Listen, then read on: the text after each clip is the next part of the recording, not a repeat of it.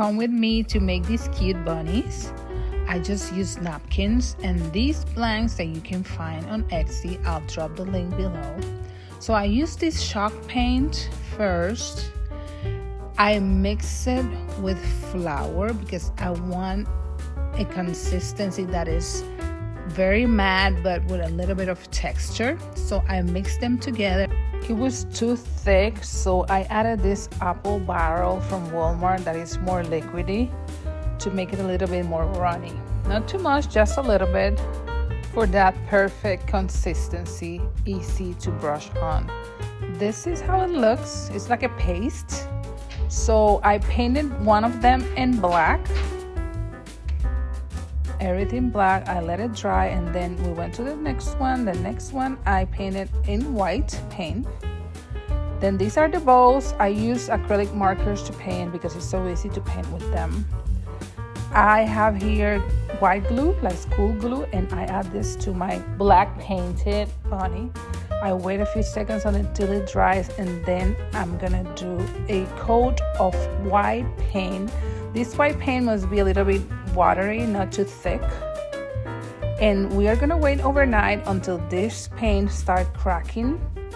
When the glue dries and the paint that is on top, it starts making this effect of cracked paint. For the next one, the one that we painted in white, I'm gonna use these napkins. It's very important that you use just one ply of the napkin. This one had a little line in the middle, so I have to do some cuts because I want it to look like a seamless pattern. Here I am measuring which ones will go perfect together. So those lines, when they get together, those both pieces of napkin can be as seamless as I could. I did my first one and then I use this little roller to make it flat as I can. After that, I'm gonna put my second ply, my second cover of the napkin, the one on top. For this one, I had to make a few cuts because the bows were too close to each other and I didn't want them to look like that because the pattern is not as that. So I tried to make some cuts and add some bows and lines where I thought it was needed. If you use a bigger napkin, this will not be necessary. But since I wanted this print so bad, I'm kind of obsessed with these coquette bows in black. I like all the colors, but for some reason I love these black ones. So I had to do a little bit more work. If you use a crafting paper or a bigger paper towel, like a napkin or a tissue paper, you should not have to do these steps. But it's good to know that you can do it also with pieces that have a smaller printed pattern. So after I did my 2 layers of napkins, 2 layers, I mean one in the bottom, one in the top. Now I am adding one by one the pieces, the extra pieces where I believe they belong. I wanted to do some levels, not be very straight. So this one that I'm adding here is in the corner. I have to add the whole thing, but you would at the end, on the final piece, you're gonna just see a little piece of this bow. I just wanted to look as seamless as I could, so I had to play a little bit with those dimensions, but it was so worth it at the end, you will see. So when I have all my pieces together, I'm almost done here, even with a little line that I wanted to add. I get a little bit too picky, but you don't have to do it. Now, when we have all our napkins set, we are gonna burn the edges. Please be very careful with this. Kids, minors, this is not advice at home, please. This is just for adults, and please be very careful. These pieces burn very easily because they're not attached to the wood. So they are like floating and it's very easy to burn them. Then we got parchment paper and I do a very low level on my iron and I do a quick iron, not too much because you don't want to activate that glue and that napkin and have that paper come out in your parchment paper. Just a little bit cold and very, very low heat. Now I add Mod Podge on top to seal that napkin I love how it's coming out, the print, oh, I love it. I'm obsessed with it.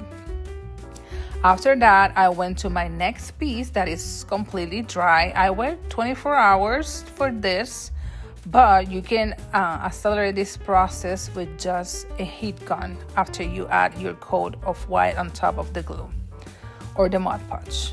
You can use Mod Podge for this piece too.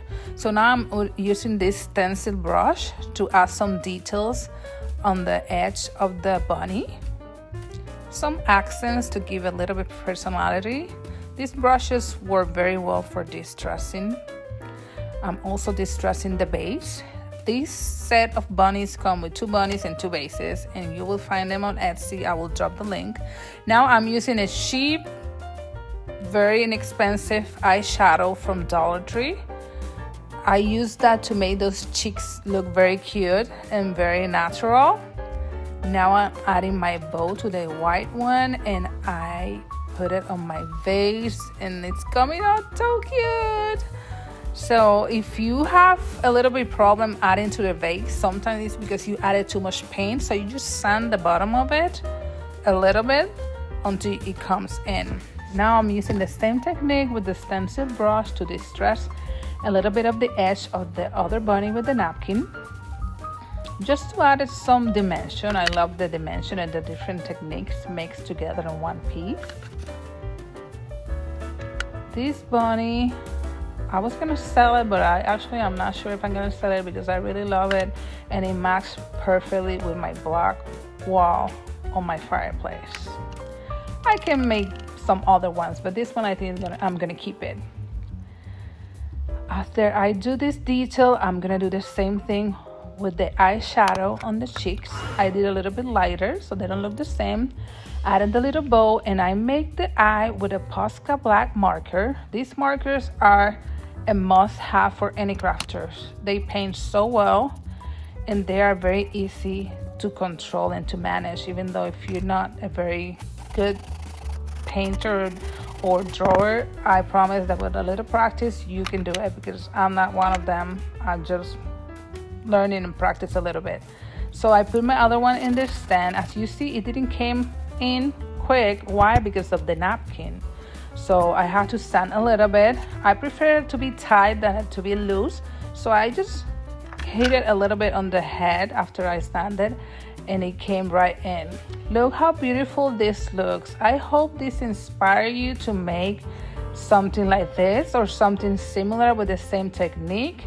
As I said before, if you're interested in the blanks, they're on my Etsy. I will drop the link below. You can also follow me on Facebook for more details and more daily tutorials and short videos of different crafts. I think this will look perfect with any Easter spring decoration. Love it so much. I hope you love it as much as I do. Please subscribe, follow, like, and share this video if you know anybody that you think will enjoy it. I see you in the next one. Please stay here and come back for more. Have a great day. Bye.